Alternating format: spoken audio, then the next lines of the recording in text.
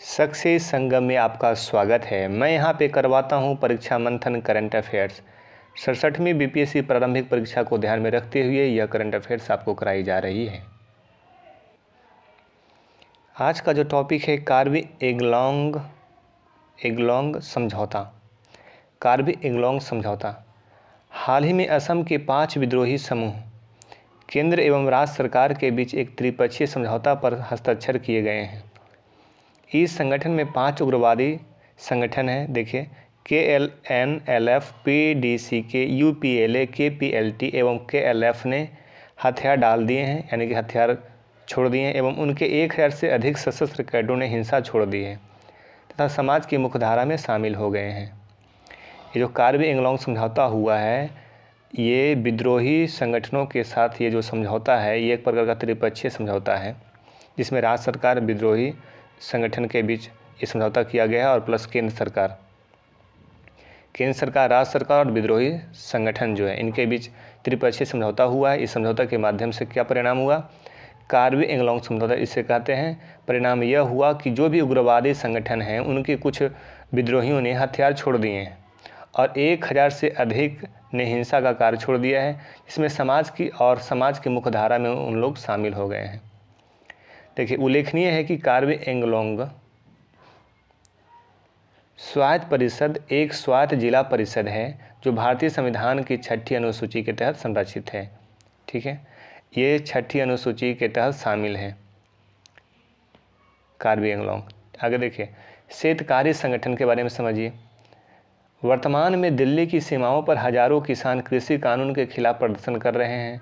हालांकि कुछ संगठन ऐसे भी हैं जिन्होंने इन कानूनों का समर्थन भी किया है। इन संगठनों में शेतकारी संगठन भी था। 1979 में किसान नेता शरद जोशी के नेतृत्व में शेतकारी संगठन का जन्म हुआ। इस दौरान लोगों ने अपने प्याज को सड़क पर फेंक दिया था। देखिए, ये जो शेतकारी संगठन है कृषि आंदोलनकर्ता के नेतृत्वकर्ता की भूमिका में हमेशा रहा है।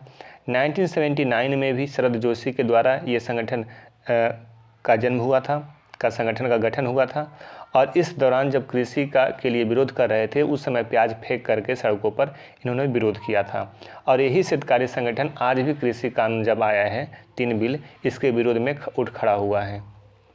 ठीक है, अगला जो टॉपिक है चौरी चौरा का 100वां साल।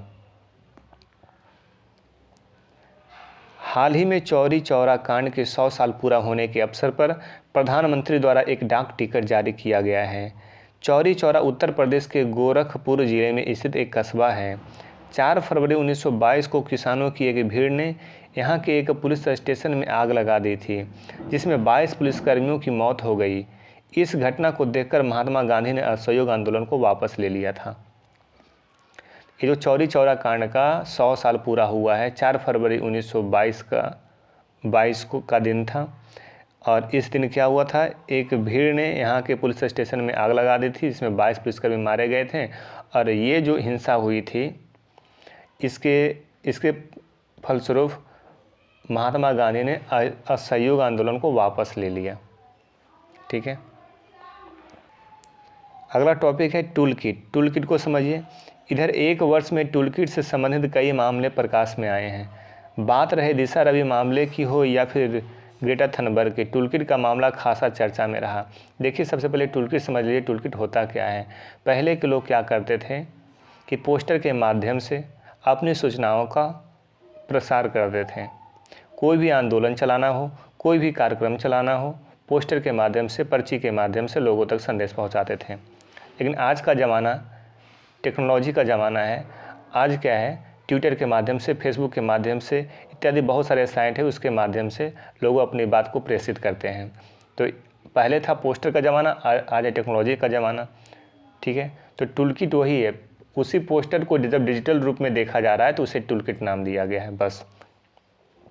आगे देखिए, क्या होता है टूल किट, समझ लीजिए। टूल किट किसी मुद्दे को समझाने के लिए बनाया गया एक ऑनलाइन डॉक्यूमेंट होता है, जिसको किसी थ्योरी को प्रैक्टिकल के रूप में समझाने के लिए बनाया जाता है। आसान भाषा में कहें तो किसी भी आंदोलन या कार्यक्रम को शुरू करने और फिर उसका दायरा बढ़ाने के लिए कुछ कार्य योजनाएँ तैयार की जाती है। जो मैंने समझाया वही टूल किट है। और इसमें क्या होता है, वो जो कार्यक्रम है, वो जो आंदोलन है, उसके प्रसार के लिए काम किया जाता है। कोई भी थ्योरी को प्रैक्टिकल फॉर्म में आसान भाषा में समझाया जाता है। टूल किट के माध्यम से डॉक्यूमेंट तैयार की जाती है। ठीक है, अगला टॉपिक है सेंट्रल विस्टा पुनर्विकास। सेंट्रल विस्टा पुनर्विकास 10 दिसंबर 2020 को प्रधानमंत्री ने सेंट्रल विस्टा पुनर्विकास परियोजना की नींव रखी। सेंट्रल विस्टा स्कीम के तहत नई संसद एवं कुछ अन्य केंद्रीय सरकारी दफ्तरों का निर्माण किया जाएगा। देखिए, सेंट्रल विस्टा पुनर्विकास से किससे संबंधित है, तो नए संसद भवन का निर्माण से संबंधित है। सेंट्रल विस्टा पुनर्विकास केवल संसद ही नहीं बनाया जाएगा, संसद के अलावा भी और कुछ महत्वपूर्ण योजनाएं इसमें शामिल हैं। देख लीजिए आगे। विदित हो कि वर्ष 2019 में केंद्रीय आवास और शहरी मामलों के मंत्रालय द्वारा सेंट्रल विस्टा पुनर्विकास का खाका प्रस्तुत किया गया था। किसके द्वारा? केंद्रीय आवास सहकारी मामलों के मंत्रालय के द्वारा ये शुरू किया गया था, जिसके शीघ्र ही शुरू होने की संभावना है। इसमें प्रस्तावित कार्य निम्नलिखित है। देखिए, इसमें कौन कौन सा कार्य होगा सेंट्रल विस्टा प्रोग्राम के तहत। नए संसद भवन का निर्माण हो जाएगा, जो त्रिकोणीय होगा। जो नया संसद भवन बनेगा वो किस आकार का होगा, तो त्रिकोणीय होगा। आगे देखिए, केंद्रीय सचिवालय का निर्माण किया जाएगा। राजपथ में उसमें कुछ परिवर्तन की जाएगी। नॉर्थ व साउथ ब्लॉक का संग्रहालय में परिवर्तन कर दिया जाएगा। इंदिरा गांधी राष्ट्रीय कला केंद्र का हस्तांतरण किया जाएगा। तो इस प्रकार से ये 5 पॉइंट है सेंट्रल विस्टा प्रोग्राम के तहत। तो याद रखें, सेंट्रल विस्टा प्रोग्राम के तहत 5 कार्यक्रम कौन कौन सा? संसद भवन का निर्माण। संसद भवन कैसा होगा? त्रिकोणीय होगा। केंद्रीय सचिवालय का निर्माण किया जाएगा। राजपथ में परिवर्तन की जाएगी। नॉर्थ व साउथ ब्लॉक का संग्रहालय में परिवर्तन किया जाएगा। और फिर यहाँ पर आपका इंदिरा गांधी राष्ट्रीय कला केंद्र का स्थानांतरण की जाएगी। आगे देखिए, इस पुनर्विकास योजना में लगभग 20,000 करोड़ रुपये का व्यय होने की संभावना है। खर्च कितना होगी? 20,000 करोड़ रुपये।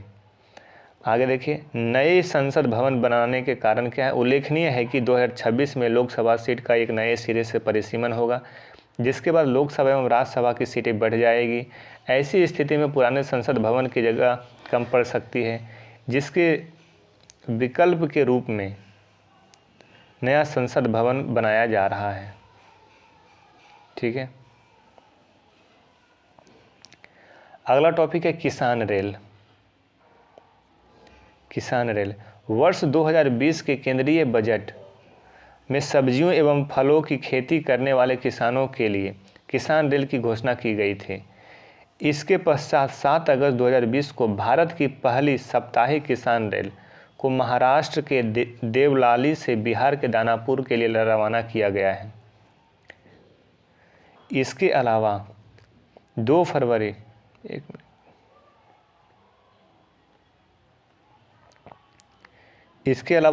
2020 को आंध्र प्रदेश के अनंतपुर जिले में ताड़ीपत्री रेलवे स्टेशन से जवाहरलाल नेहरू पोर्ट मुंबई के लिए रवाना किया गया है। जून 2021 में किसान रेल अपने साथ केलों की खेप लेकर गुजरात से दिल्ली पहुंची है। देखिए, ये जो किसान रेल है, यहाँ से क्वेश्चन क्या बनाएगा किसान रेल से? सबसे पहले देखिए, एक क्वेश्चन यहाँ से निकालेगा आपके लिए।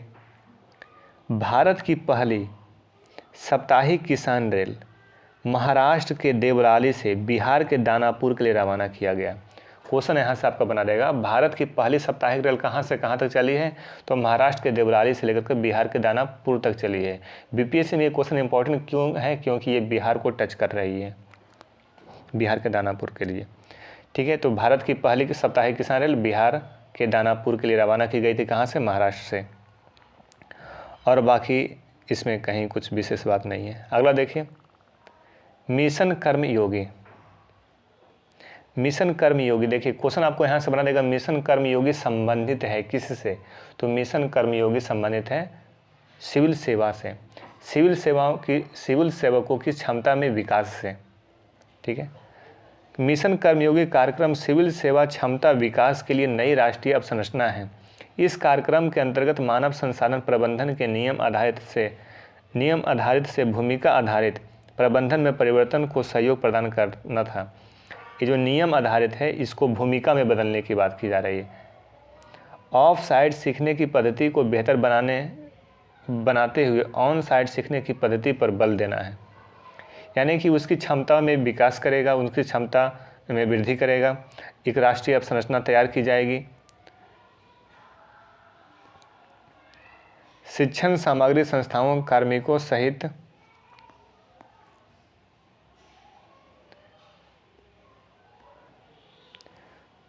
साझा परीक्षण अवसंरचना पाठ्यतंत्र का निर्माण करना है।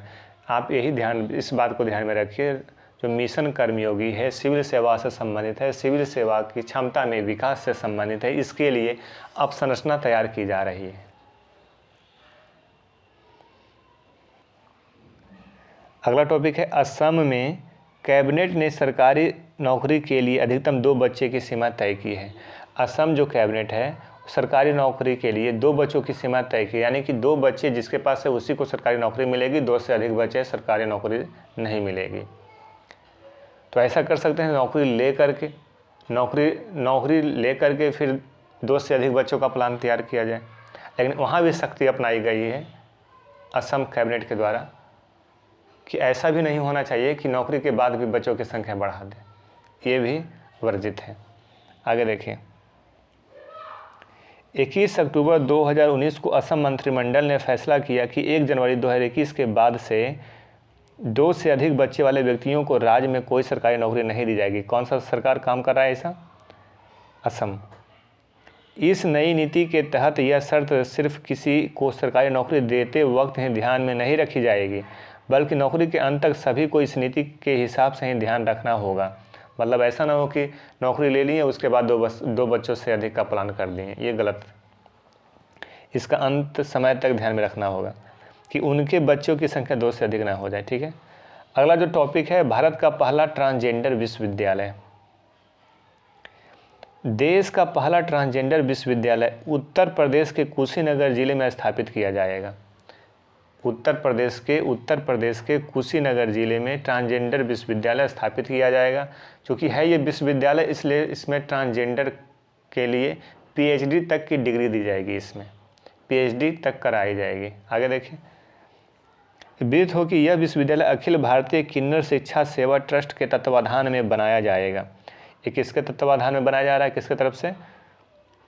किन्नर शिक्षा सेवा ट्रस्ट की तरफ से, भारतीय किन्नर शिक्षा सेवा ट्रस्ट के माध्यम से ये बनाया जा रहा है।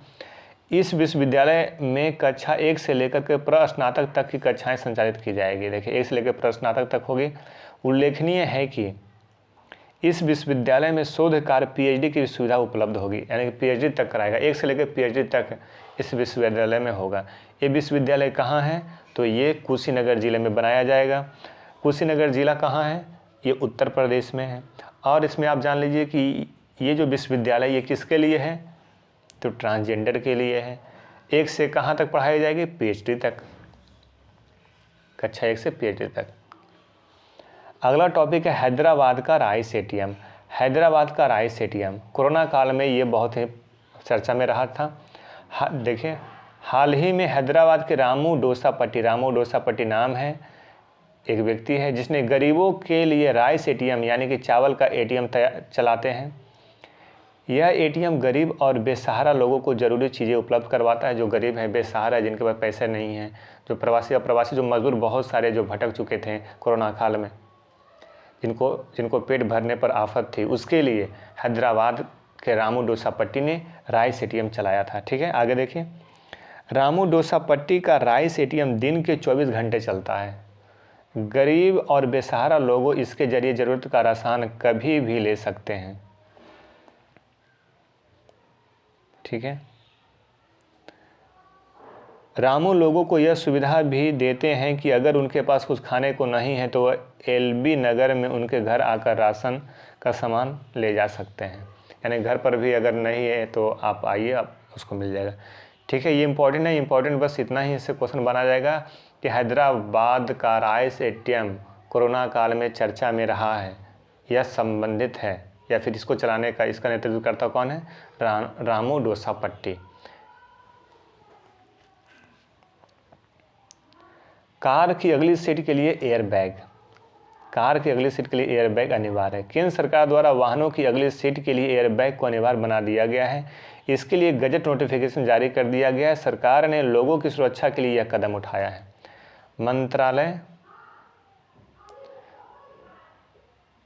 मंत्रालय ने यह भी कहा कि 1 अप्रैल 2021 और इसके बाद बनाई जाने वाली गाड़ियों में कंपनियों के लिए फ्रंट सीट के लिए एयरबैग देना जरूरी होगा। समझ गए होंगे कि एयरबैग गाड़ी जो भी है उसका फ्रंट सीट पर एयरबैग देना जरूरी है। उससे क्या हुआ, कभी भी कोई दुर्भाग्यवश घटना होती है तो इससे क्या होगा ना, एयरबैग ओपन होता है और कुछ ना कुछ वहाँ पे उसको बचाव मिलेगा, बैठने वाले जो भी अंदर में बैठे हैं उनको बचाव मिलेगा। तो ड्राइवर की जगह जो फ्रंट सीट है दोनों जगह एयरबैग देने की बात की है। आगे टॉपिक है जल शक्ति अभियान 2.0। अंतर्राष्ट्रीय जल दिवस 22 मार्च 2021 को जल शक्ति अभियान के द्वितीय चरण की शुरुआत की गई है। नवंबर 2021 के आखिरी तक इसे जारी रखा जाना है। आमतौर पर मानसून के मौसम के दौरान मिट्टी और जल संरक्षण के उपाय किए जाते हैं, जो ऐसे करने के लिए अनुचित समय होता है। तो जल शक्ति अभियान 2.0 लॉन्च किया गया है। अंतर्राष्ट्रीय जल दिवस कब मनाया जाता है, ये याद रखिए 22 मार्च 2021 को अंतर्राष्ट्रीय जल दिवस 22 मार्च को मनाया जाता है। ये जो मनाया गया है इसमें जल शक्ति अभियान के द्वितीय चरण की शुरुआत की गई थी। नवंबर 2021 के आखिरी तक इसे जारी रखना होगा। आमतौर पर मानसून के मौसम के दौरान मिट्टी और जल संरक्षण के लिए तैयार किए जाते हैं। ठीक है, समझ गए होंगे। आगे देखिए जल शक्ति अभियान क्या है। जल शक्ति अभियान को 1 जुलाई 2019 को प्रारंभ किया गया था। ठीक है, इस अभियान के तहत जल संकट से जूझ रहे देश के 256 जिलों को शामिल किया गया था। जो जल संकट से जूझ रहे देश है उसका 256 जिलों को इसमें शामिल किया गया है। आगे देखिए catch the rain. Catch the rain क्या है, यानी कि रेन यानी कि वर्षा को कैच करना है, वर्षा की बूंदों को कैच करना है। यानी कि जैसे वर्षा होती है तो बहुत सारा पानी क्या होता है, ऐसे ही व्यर्थ चला जाता है, बर्बाद हो जाती है। इसलिए उन बूंदों को सही जगह सहेजना है, उसको स्टोर करना है। तो इससे क्या होगा ना, जो वर्षा के पानी को यदि हम संग्रह कर लेंगे तो हमारे किसान कृषि कार्य में जो भी संलग्न लोग हैं वो भूमिगत जल पर निर्भरता कम हो जाएगी कृषि कार्य करने वाले के लिए। ऐसे क्या करते हैं लोग, डीजल मोटर चला करके, है ना, भूमिगत जल के माध्यम से कृषि की सिंचाई करते हैं। लेकिन जब वर्षा की जल मौजूद होगी, इसका स्टोरेज होगा, तो उस जल के माध्यम से कृषि कार्य को किया जा सकता है। ठीक है, 2020 में प्रधानमंत्री ने जल शक्ति अभियान कैच द रेन की शुरुआत की है। इस अभियान का लक्ष्य बारिश की बूंदों को सहेजना है तथा मानसून आने तक मनरेगा के फंड का इस्तेमाल वर्षा जल संरक्षण की दिशा में किया जाएगा। देश में वर्षा जल का एक बड़ा हिस्सा बर्बाद हो जाता है, जो चिंता की बात है। जितना वर्षा जल संरक्षित होगा, भूमिगत जल पर निर्भरता उतनी ही कम होगी। कैच द रेन अभियान 22 मार्च 2021 से 30 नवंबर 2021 तक चलेगा। समझ गए होंगे बात को। आगे देखिए नीट 2.0। फरवरी 2021 में केंद्रीय शिक्षा मंत्रालय ने अखिल भारतीय तकनीकी शिक्षा परिषद के सहयोग से प्रौद्योगिकी के लिए राष्ट्रीय शैक्षणिक सहयोग नीट का दूसरा संस्करण लॉन्च किया है। उद्देश्य क्या है नीट 2.0 का, तो उद्देश्य एजुकेशन अलायंस फॉर टेक्नोलॉजी का उद्देश्य जो है, नीट का जो उद्देश्य है, शिक्षा प्रौद्योगिकी में सार्वजनिक और निजी पहल को एक साथ लाना और ऑनलाइन शिक्षण को एक समान मंच पर लाना। गौरतलब है कि नीट के पहले संस्करण की घोषणा 2019 में की गई थी। इसका उद्देश्य सार्वजनिक, निजी पहल और ऑनलाइन शिक्षण को तीनों को एक मंच पर लाने की बात की गई है। आगे देखिए राष्ट्रीय शहरी डिजिटल मिशन। 23 फरवरी 2021 को केंद्रीय आवास एवं शहरी कार्य मंत्रालय, इलेक्ट्रॉनिक्स एवं सूचना प्रौद्योगिकी मंत्रालय के संयुक्त तत्वाधान में राष्ट्रीय शहरी डिजिटल मिशन का शुभारंभ किया गया है। तो राष्ट्रीय डिजिटल मिशन किसके तहत किसने शुरू किया है, तो केंद्रीय आवास शहरी मंत्रालय, इलेक्ट्रॉनिक्स सूचना मंत्रालय, ये दोनों मिलकर के इसको शुरू किया है। गौरतलब है कि इस मिशन का उद्देश्य वर्ष 2022 तक शहरों तथा वर्ष 2024 तक भारत के सभी शहरों नगरों में शहरी शासन एवं सेवा वितरण के लिए एक नागरिक केंद्रित और इकोसिस्टम द्वारा संचालित दृष्टिकोण को साकार करने का कार्य करेगा। आगे देखिए गुलाब मिशन। नए कृषि कानूनों के खिलाफ आंदोलन कर रहे किसानों के समर्थन में प्रवासी भारतीय संगठन के समूह the global Indian progressive diaspora ने 14 फरवरी 2021 को वैलेंटाइन दिवस के अवसर पर अमेरिका में गुलाब अभियान की शुरुआत की। गुलाब अभियान कहाँ शुरू किया गया था? अमेरिका में। गुलाब अभियान कहाँ शुरू किया गया था? अमेरिका में। किस दिन के अवसर पर? तो 14 फरवरी वैलेंटाइन डे के अवसर पर। ये जो शुरू हुआ था, ये प्रवासी भारतीय संगठन, अमेरिका में प्रवासी भारतीय संगठन समूह the global Indian diaspora, the global Indian progressive diaspora ने शुरू किया था गुलाब अभियान। अमेरिका में शुरू किया है, लेकिन किसने शुरू किया है अमेरिका में? तो भारत के ही रहने वाले जो हैं, भारतीय प्रवासी जो हैं, उसके समर्थन से शुरू किया गया था। ठीक है, लेकिन देखिए इस गुलाब अभियान का प्रयोग जो कृषि कानून आया है, 3 बिल आया जो कृषि कानून, उसके विरोध में भी किया गया। इसमें क्या किया गया है देखिए आगे। भारत में इसका प्रयोग किस प्रकार से हुआ? भारत में गुलाब अभियान का प्रयोग किस प्रकार से हुआ?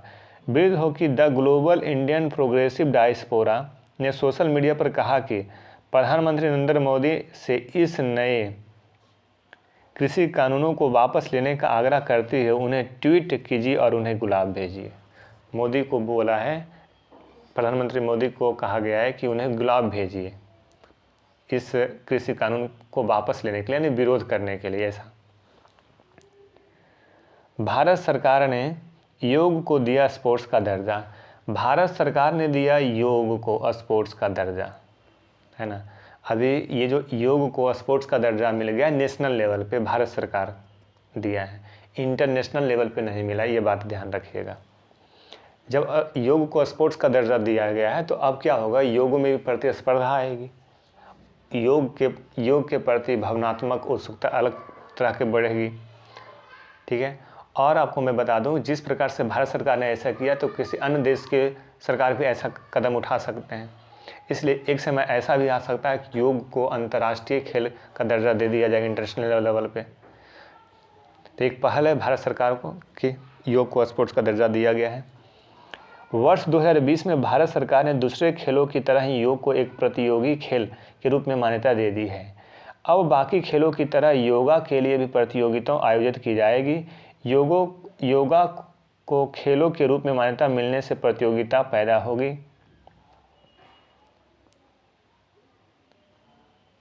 उससे दुनिया भर के लोगों में योग के प्रति रुचि बढ़ेगी। विदित हो कि योगासन को खेलो इंडिया और यूनिवर्सिटी गेम्स में एक खेल के रूप में शामिल करने की योजना बनाई जा रही है और इससे राष्ट्रीय खेलों को भी हिस्सा बनाया जाएगा,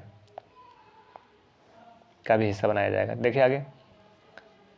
भारतीय संसद के 100 वर्ष पूरे हो गए हैं। 12 फरवरी 2021 को भारतीय संसद ने अपने निर्माण के 100 वर्ष पूरा कर लिया है। जो भारतीय संसद आज दिखाई पड़ रहा है ये 100 वर्ष का हो गया है। उल्लेखनीय है कि 12 फरवरी 1921 को मौजूदा संसद की आधारशिला, जो आज संसद दिखाई पड़ रही है जिसके 100 वर्ष पूरे हो गए हैं, आधारशिला को किसने रखा था? ब्रिटेन के ड्यूक ऑफ कनॉट ने, याद रखिएगा, इसकी आधारशिला किसने रखा था? ब्रिटेन के ड्यूक ऑफ कनॉट ने रखी थी। मौजूदा संसद भवन का जो नक्शा तैयार किया गया था वो प्रख्यात डिजाइनर सर हर्बर्ट बेकर ने किया था।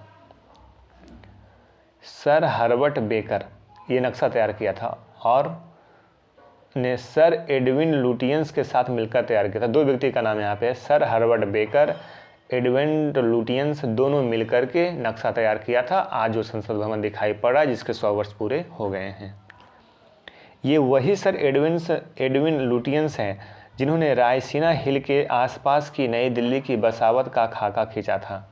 ठीक है, आगे देखिए ई विधान। हाल ही में कर्नाटक विधानसभा के अध्यक्ष द्वारा ई विधान के कार्यान्वयन के साथ डिजिटल विधानमंडल होने में देरी के लिए राज्य सरकार एवं नौकरशाही प्रणाली को दोषी ठहराया गया है। विदित हो कि ई विधान का उद्देश्य विधानसभा के सत्रों को कागज रहित बनाना है। सबसे पहले ये समझिए ई विधान होता क्या है। विधानसभा के अंदर, राज्य की विधानसभा के अंदर जितने सारे कागजी कार्रवाई हैं उन सारे डॉक्यूमेंट्स को ऑनलाइन उपलब्ध करा दिया जाए। यानी कि कागज़ रहित काम किया जाए, बिना कागज़ यानी डिजिटली फॉर्म में ई विधानसभा को चलाया जाए, इसी को कहा गया ई विधान, बस। और इससे यहाँ पर कोई मतलब नहीं निकलता इतना का। लेकिन फिर भी मैं आपको बता दूं, मैं लाइन बाय लाइन इसलिए पढ़ देता हूं ताकि आपका सेटिस्फैक्शन लेवल बढ़ जाए कि मैंने एक एक लाइन कर लिया है। बाकी जहां भी नीड जो पड़ती है जिस पॉइंट को अच्छे से करने का, वहां मैं करवा देता हूं, ठीक है। ग्रेट निकोबार योजना मई 2021 में केंद्रीय पर्यावरण, वन एवं जलवायु मंत्रालय द्वारा गठित समिति ने नीति आयोग की ग्रेट निकोबार परियोजना हेतु मंजूरी प्रदान कर दी है। इस योजना के अंतर्गत एक अंतर्राष्ट्रीय कंटेनर ट्रांसपोर्ट टर्मिनल, एक ग्रीनफील्ड इंटरनेशनल एयरपोर्ट, एक पावर प्लांट तथा 116 मीटर में फैला एक टाउनशिप शामिल है। परियोजना लागत 75,000 करोड़ रुपया है। तो ये ग्रेट निकोबार योजना है। इसमें ग्रेट निकोबार की जगह क्या बनाया जाएगा, तो टर्मिनल, ग्रीनफील्ड इंटरनेशनल एयरपोर्ट बनाया जाएगा, पावर प्लांट बनाए जाएंगे, यानी कि ये सब अवसंरचना का विकास किया जाएगा।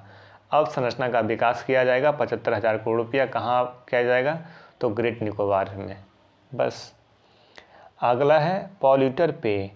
भारत इस समय, पहले नाम से इसको पकड़ सकते हैं, पॉल्यूटर। पॉल्यूटर क्या, पॉल्यूशन करने वाले को पॉल्यूटर कहता है। पे यानी कि चुकता करना, जो जितना पॉल्यूशन करेगा वो उतना चुकता करेगा, है ना।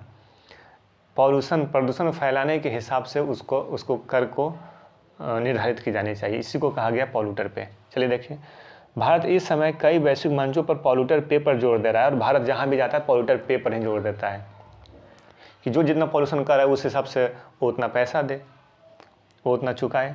विदित हो कि पॉल्यूटर पे का अर्थ है जो जितना प्रदूषण फैलाए वो उतना ही हर्जाना दे, ऐसा, ठीक है। अगला देखिए, रुद्रास कन्वेंशन सेंटर। 16 जुलाई 2021 को प्रधानमंत्री द्वारा वाराणसी में उद्घाटन। यह 2 मंजिला केंद्र है जो वाराणसी में सिगरा में के क्षेत्र में 2.87 हेक्टेयर, जिसमें 1200 लोगों के बैठने की व्यवस्था है। 108 रुद्रास स्थापित किए गए। इस परियोजना का उद्देश्य वाराणसी में अंतर्राष्ट्रीय सम्मेलन केंद्र में लोगों को सामाजिक एवं सांस्कृतिक संवाद अवसर देना है। यानी कि देखिए, मुख्य तौर पर रुद्रास कन्वेंशन सेंटर, क्वेश्चन यहाँ से क्या बन जाएगा, रुद्रास कन्वेंशन सेंटर कहाँ बनाया गया है, तो वाराणसी में बनाया गया है, ठीक है। इसका कितना हेक्टेयर में, 2.87 हेक्टेयर में बनाया गया है। और यहाँ पर क्या होगा, ये जो रुद्रास कन्वेंशन सेंटर बनाया गया, यहाँ होगा क्या, किस उद्देश्य के लिए बनाया गया है, तो इसका उद्देश्य देखिए, वाराणसी में अंतर्राष्ट्रीय सम्मेलन का केंद्र बनेगा। ये अंतर्राष्ट्रीय सम्मेलन का ये केंद्र बनेगा। कुछ भी सामाजिक सांस्कृतिक सम्मेलन होगा वहाँ कराई जा सकती है। कहाँ, रुद्रास कन्वेंशन सेंटर कहाँ बनाया गया है, वाराणसी में। लोगों को सामाजिक एवं सांस्कृतिक संवाद का यहाँ पे अवसर मिलेगा। एक सम्मेलन होगा सामाजिक और सांस्कृतिक, ठीक है। तो ये टॉपिक हो गया रुद्रास कन्वेंशन सेंटर। एकीकृत स्वास्थ्य इंटरफेस, 27 मई 2021 को घोषणा। एकीकृत स्वास्थ्य इंटरफेस भारत में डिजिटल स्वास्थ्य के लिए एक खुला एवं इंटरऑपरेटेबल आईडी नेटवर्क है। इस प्लेटफॉर्म के जरिए निजी एवं सार्वजनिक ऐप्स की राष्ट्रीय डिजिटल स्वास्थ्य मिशन का हिस्सा बनने में सक्षम बनाएगा। आगे देखिए, जम्मू कश्मीर उच्च न्यायालय का नाम बदल दिया गया है। Common high court of UT of Jammu and Kashmir and UT of Ladakh का नाम बदलकर जम्मू और कश्मीर एवं लद्दाख उच्च न्यायालय किया गया है। इसकी स्थापना 26 मार्च 1928 को हुई थी। न्यायाधीश 17 है इसमें, ठीक है। 13 अस्थायी है और 4 अस्थायी है, टोटल 17 न्यायाधीश हैं। पायलट पेयजल सर्वेक्षण, टॉपिक है पायलट पेयजल सर्वेक्षण। 16 फरवरी 2021 को आवास एवं शहरी कार्य मंत्रालय द्वारा शामिल शहरी आगरा, बदलापुर, भुवनेश्वर, चूरू, कोची, मदुरै, पाटियाला, रोहतक, सूरत, तुमकर में पायलट पेयजल सर्वेक्षण किया जा रहा है। यानी कि जा करके वहाँ पेयजल, वहाँ के जो ये जो जितने सारे शहर का नाम लिया गया है आपको, तो वहाँ जा करके पेयजल का सर्वेक्षण करेगा कि वहाँ का पीने का जल की शुद्धतम मात्रा कितनी है, क्योंकि बहुत सारा बीमारी पानी के कारण हो रहा है। देखिए, अगला टॉपिक है असम मिजोरम सीमा विवाद। जुलाई 2021 में दोनों राज्यों में झड़प हुई।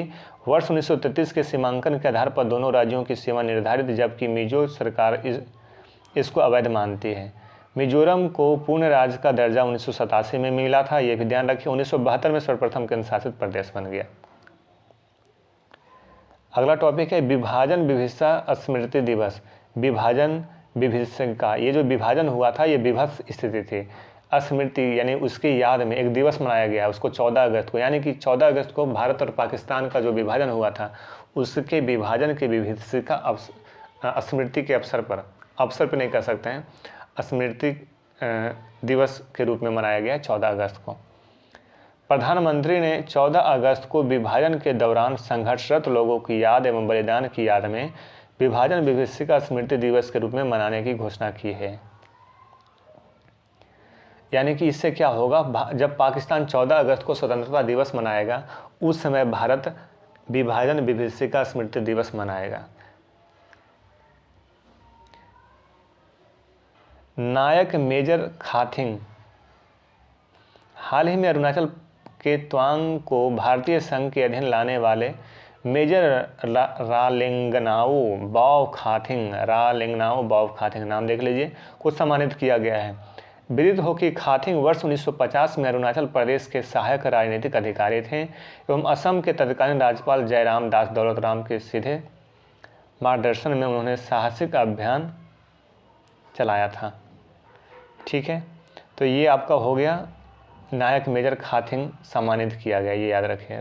नायक मेजर जो खाथिंग है ये सम्मानित किए गए हैं और इसमें कोई विशेष बात नहीं है। चलिए हटाइए इसको। अंतर्राष्ट्रीय परिदृश्य, अगला टॉपिक है अंतर्राष्ट्रीय परिदृश्य।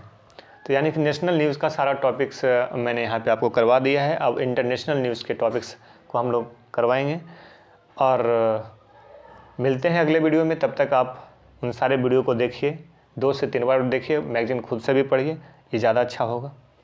ठीक है, ओके बाय, थैंक यू।